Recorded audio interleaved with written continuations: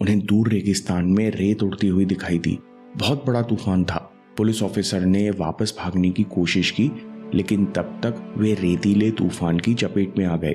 तूफान इतना भीषण था कि चंद मिनटों में माउरो रेत के नीचे दफन हो गए। अब वे सहारा रेगिस्तान में अकेले थे। जब इंसान को एहसास होता है कि कोई मदद नहीं आ रही, तब घोर निराशा होती है।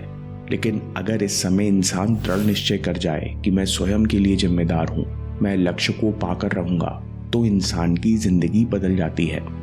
खुद से जीतने वालों को मेरा सलाम। कहानी रेगिस्तान के 10 दिन। ये सच्ची घटना 1994 की है। इटली के पुलिस ऑफिसर थे माउरो प्रॉस्पेरी, जिन्हें अल्ट्रा मैराथन दौड़ने का शौक था। अब तक माउरो ने कई रेसों में भाग लिया था, लेकिन मैराथन डी साबले यानी रेत की मैराथन ने उन्हें आत्मघात करने पर यानी खुद की जान लेने पर मजबूर कर दिया।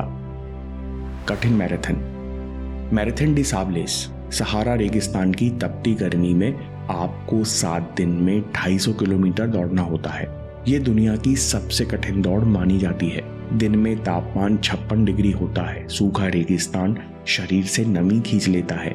वहीं रात को तापमान -4 डिग्री तक गिर जाता है, यानी आपके शरीर को एक्सट्रीम टेम्परेचर्स में खुद को ढालना पड़ता है।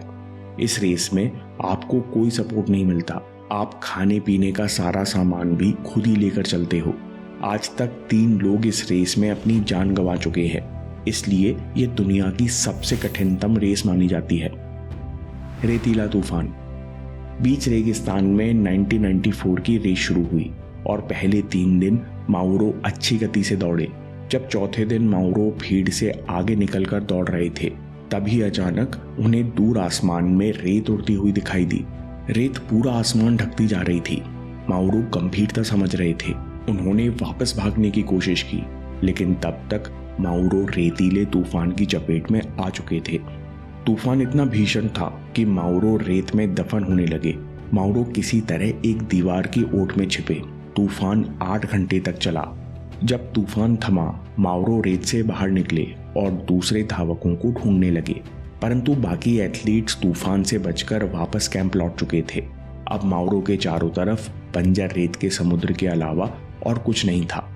माउरो के पास कंपास और मैप भी थे, लेकिन उन्हें कुछ आइडिया नहीं था कि वो मैप में कहाँ खड़े हैं, इसलिए उनका कंपास भी बेकार था। वे दुनिया के सबसे बड़े रेगिस्तान में पूरी तरह खो चुके थे। फिर माउरो ने अंदाजा लगाया कि दक्षिण दिशा में चलते हुए वे निकटतम बस्ती तक पहुंच जाएंगे। पूरा दिन चलने के बाद माउरो को एक मजार मिली। उन्होंने रात वहां गुजारी। फिर 2 दिन और चलने के बाद माउरो को उम्मीद की नई किरण मिली। उन्हें बीच रेगिस्तान में किसी फकीर का वीरान कमरा मिला। कमरे में कुछ मोमबत्तियां और चादर मिले। सुबह होते ही माउरो ने एक बड़ी सी आग जलाई और धुआं किया। बहुत धुआं हो रहा था। अब माउरो को पूर्ण भरोसा था कि इतने बड़े डिस्ट्रेस सिग्नल को कोई ना कोई देख ही लेगा, बस रेस्क्यू टीम आती ही होगी। खाने पीने का सामान तो पहले ही खत्म हो चुका था। माउरो ने 1.5 दिन बिना खाए पिए इंतजार किया, लेकिन कोई मदद नहीं आई, क्योंकि आसपास के इलाके में गृह युद्ध चल रहा था, जिस कारण रेस्क्यू टीम ने डिस्ट्रेस सिग्नल को आतंकवादी गतिविधि मानकर अनदेखा कर दिया। जब माउरो को एहसास हुआ कि कोई मदद नहीं आ रही, तो बचने की कोई उम्मीद ना रही। उनका सारा मनोबल टूट गया। इस हताशा में माउरो ने नुकीला चाकू अपनी कलाइयों पर फेर लिया, लेकिन रेगिस्तान इतना सूखा था कि माउरो का खून और घाव वहीं सूख गए। जैसे सुबह होने से पहले रात सबसे घनी होती है, वैसे ही निश्चय का प्रकाश होने से पहले निराशा काली और अंधा कर देने वाली होती है। जब माउरो को होश आया तो उन्होंने खुद से पूछा, ये मैं क्या कर रहा हूँ? नहीं, मैं मर नहीं सकता, मैं हार नहीं मान सकता, मेरे 3 बच्चे हैं। जिस पल माउरो को एहसास हुआ, उसी पल माउरो ने दृढ़ निश्चय किया। वे कहते हैं, मैंने मन ही मन सोचा कि यहाँ बैठने से कुछ नहीं मिलेगा। मदद का इंतजार करने से बेहतर है कि मैं खुद आगे बढ़ूं। जो कुछ मैंने सीखा है मैं उसका इस्तेमाल करूंगा और आखिरी सांस तक चलता रहूंगा। माउरो उसी दिन से आगे बढ़े। गला सूख रहा था, लगातार प्यास लग रही थी। दोस्तों, तपते रेगिस्तान में बिना पानी के एक एक कदम चलना इतनी दुष्कर चुनौती है कि मैं और आप इसकी कल्पना भी नहीं कर सकते। लेकिन अब माउरो हर हाल में रेगिस्तान का महासागर पार करने का दृढ़ निश्चय कर चुके थे। जीवित रहने के लिए माउरो अपनी पेशाब पीने लगे। मन को समझाने के लिए सुबह के समय चट्टानों से ओस की बूंदें चाट लेते और बिच्छू सांप को मारकर खा लेते, लेकिन माउरो लगातार चलते रहे। एक ऐसा समय भी आया जब वो खुद का ही खून पीने लगे। इससे उनकी तबीयत बिगड़ती जा रही थी। माउरो 9वें दिन मोरक्कन बॉर्डर पार करके अल्जीरिया की एक बस्ती में पहुंच गए। माउरो ने दृढ़ निश्चय के दम पर 9 दिन में करीबन 300 किलोमीटर की दूरी पार कर ली। दोस्तों, खा पीकर सपाट रोड पर हर दिन 70 किलोमीटर चलना असंभव लगता है, लेकिन माउरो की जिजीविषा और दृढ़ निश्चय इतना तीव्र था कि वे तपती हुई रेत में हर दिन 70 किलोमीटर से ज्यादा चले। माउरो वापस आए। तत्काल उनका इलाज शुरू हुआ। बाद में डॉक्टर ने बताया कि माउरो का लिवर पूरी तरह से खराब हो चुका है। भूखे प्यासे 290 किलोमीटर चलने के बाद माउरो का 15 किलो वजन घट गया। कई महीने तक माउरो लिक्विड डाइट पर रहे। उन्हें पूरी तरह स्वस्थ होने में 2 साल लगे। दोस्तों, इस कहानी से कई सारी बातें हैं सीखने को। सबसे पहला, मिराज आपको प्यासा बनाती जाती हैं। माउरो कहते हैं कि रेगिस्तान बहुत निर्दयी धोखेबाज है। गर्मी के कारण दूर पानी होने का भ्रम होता है, लेकिन जब आप उस रिफ्लेक्शन के पास जाते हो तो रेत के सिवा वहां कुछ नहीं मिलता। हर बार छोटी छोटी मात्रा में आपकी उम्मीद टूटती जाती है और हर बार आपको भ्रम होता है कि कहीं मैं गलत दिशा में तो नहीं जा रहा।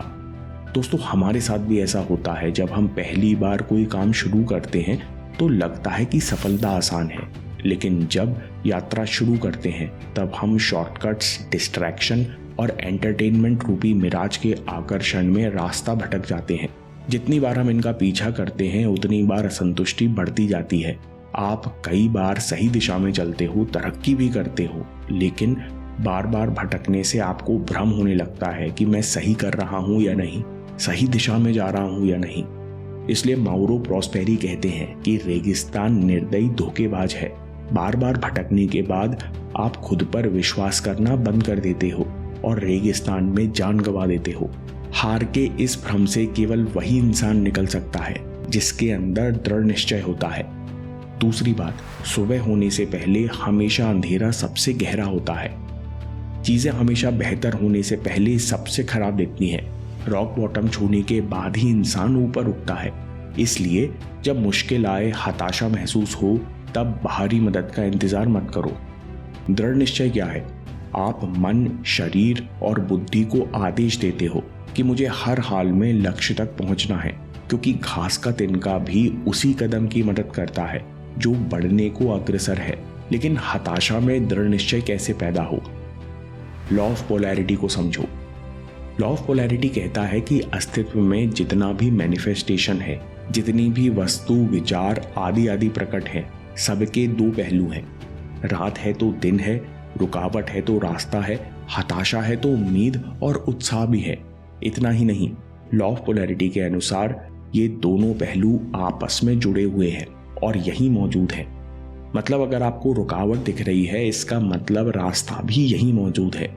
हमें दिख नहीं रहा या हम देख नहीं पा रहे, लेकिन रास्ता भी उतना ही सच है जितनी रुकावट सच है। लॉ ऑफ पोलैरिटी समझने के बाद हमारा नजरिया बदल जाता है।